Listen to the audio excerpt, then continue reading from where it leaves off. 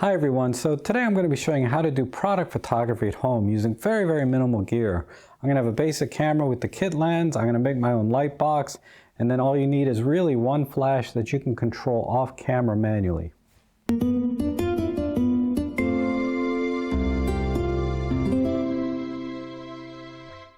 Now I'll be shooting today with the Olympus EM5 Mark II with the 14-42 kit lens, and then I have the Godox TT350 together with the X1T radio trigger so I can fire this off camera and control it manually.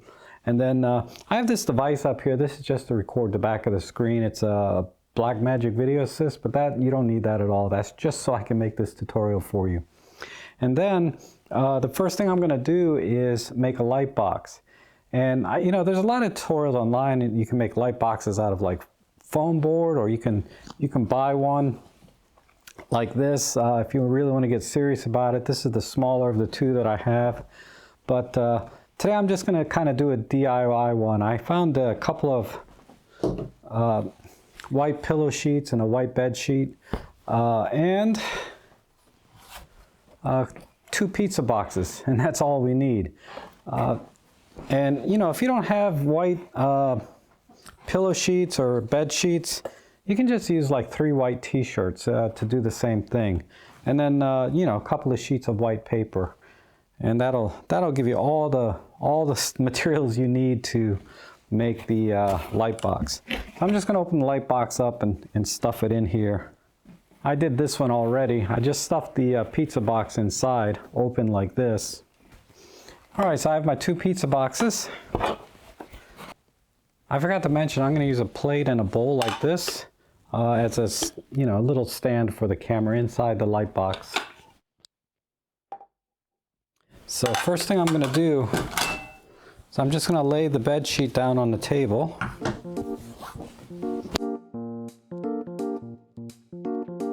Alright, and then put the plate down, and then I'm going to bring this over the plate like that.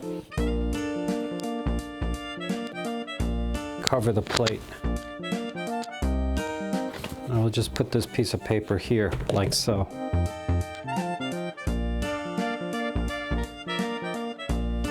Kind of like that, so it kind of curves down. That'll give a nice roll off in the image. All right, and I'll just put this camera here. All right, and then let me put the pizza box just like so here. And then I'm going to put this one over the top like this.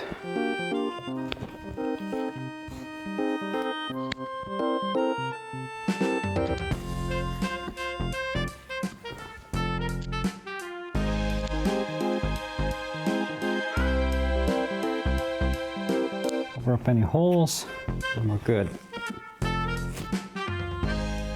All right, so what I'm going to do is I'm going to place this in the back of the box. All right, so I'm going to pull out the little diffuser so it spreads the light out more. I'll leave this little white card up. That'll bounce more of the light towards the box. And then I'm just going to set this right inside like so.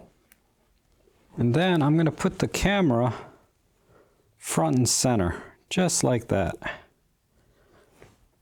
And make sure it's nice and flat.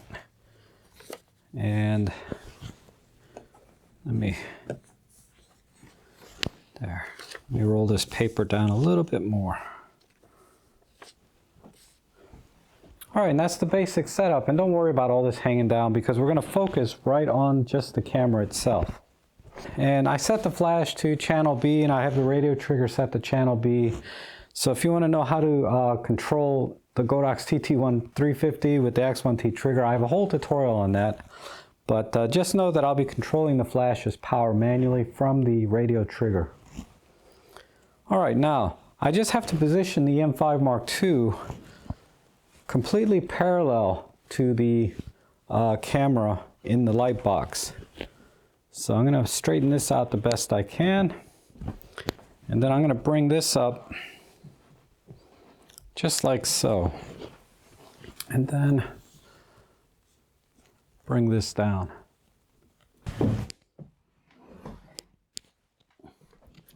Okay, so, all right, I'm going to line these up perfectly level if I can. So I'll be using the camera's meters, level meters. Let me turn those on. There we go. Just like so. And then I'm going to zoom in all the way to 42 millimeters, just so I get as close as I can. And then I'm going to center the camera again some more, like so. And let me check my focus point. Let me center this. And the lens is not exactly center of the camera, so I'm gonna, there, that's more like it. Let me fix this little hole here. There. All right, that looks pretty good. All right, so I've done a full factory reset on the camera, and that looks pretty centered. Tilt this a tiny bit this way. There. Good. I think that's all I need to do. Now, I'm going to crank the aperture up to f16 because I want to get, you know, a pretty good depth of field. I want everything to be in focus. So f16 will do it. And you know, in professional photography or product photography, a lot of times they'll do focus stacking, but you know, if you're just going to be selling on eBay or something, you don't need to get all fancy like that. All right, that's good. Now, I have the flash. Let me check the flash setting. I'm going to change this from auto to just fill in so it always fires. And I'm going to control the ISO. I want that to be fixed, and then we'll turn off image stabilization because we're on a tripod. And let me turn off face detect because we don't need that. And metering doesn't matter because again, we'll be controlling the flash manually. Let's do a test shot. All right. Yeah, nowhere near bright enough. So let's increase the flash power from 1/64th, let's see, 3216, 1/8. Let's try 4 stops. Let's try 1/4 power. And you get a feel for this after a while. I mean, I practiced for a couple hours before I made this video, so I'm feeling pretty good. All right, not bad. Now everything is pretty much blown out, but you can see that the front of the camera is a little bit underexposed, right?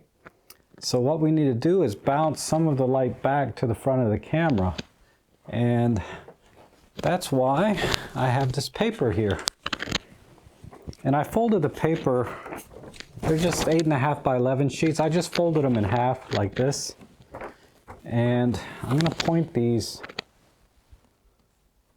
just like this so that they angle towards the camera. And I'll do one on both sides here. Just like so. All right. Obviously, this is not something you can do outside, right? And let me bring this in as close as I can without getting into the frame. Yep, right there. Now let's take another picture. There we go, much better. And let me punch in, make sure I got focus. Yeah, looks good. All right, let's do the back side. So I'll just turn the camera around and recenter it.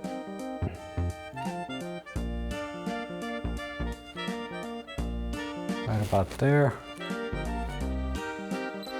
Good.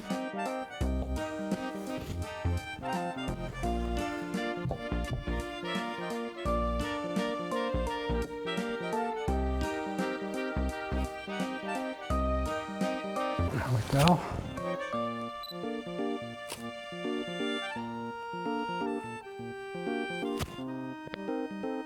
All right, let's do a 3/4 shot. And I'm going to flip the screen out because I want to show off that it's a fully articulating screen. I may have to change the zoom length a little bit to get the whole thing in. Let me zoom out a bit. All right. Move over.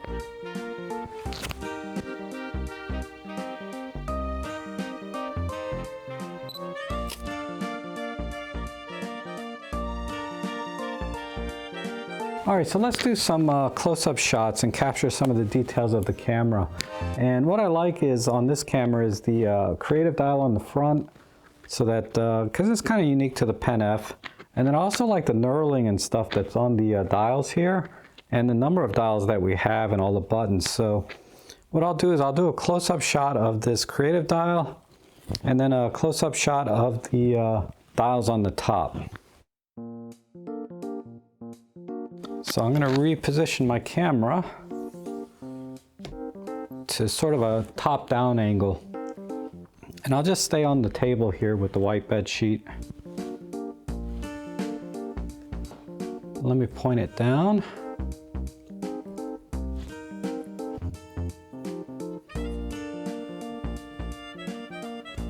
Like so.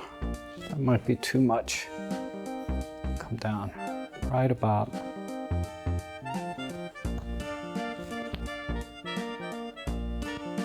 Right about there. Let's angle it. So I want to capture, well, let's start with the creative dial first. All right. And that's not really zoomed in as much as I want. So what I might have to do is either, let me do a digital teleconverter.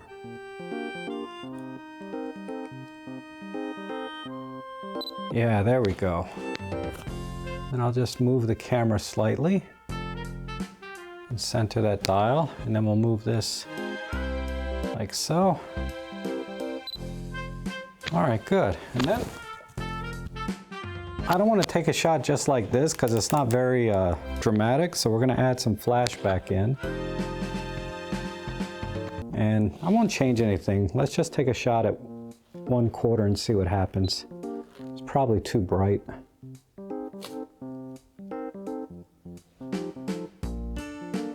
Yeah, that's easily 2 stops too bright. So I'm at 1/4 now. I'm gonna reduce this down to 1/8 and then 1/16. So that'll be 2 stops.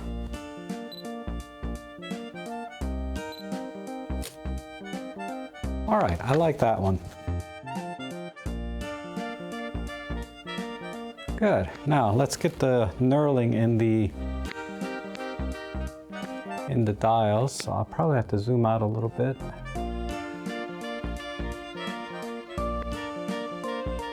And capture those buttons.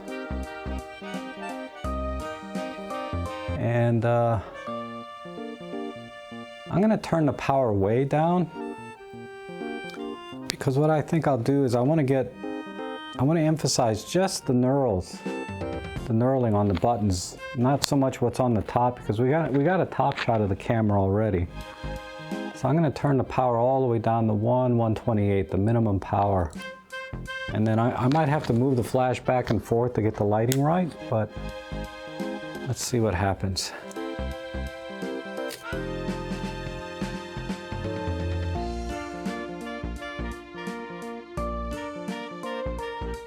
All right, let me do a couple of lifestyle shots, and basically all that is you're showing the product in use, right? So I'll just be holding the camera, maybe my hands near my chest level, like I'm picking it up to shoot, and then maybe I'll do one where I'm actually taking a picture. And I'd go out in the field, but you know, you can't leave the house these days, so we'll just stick with those 2 shots and we'll call it. So I'm going to turn this camera around to face me.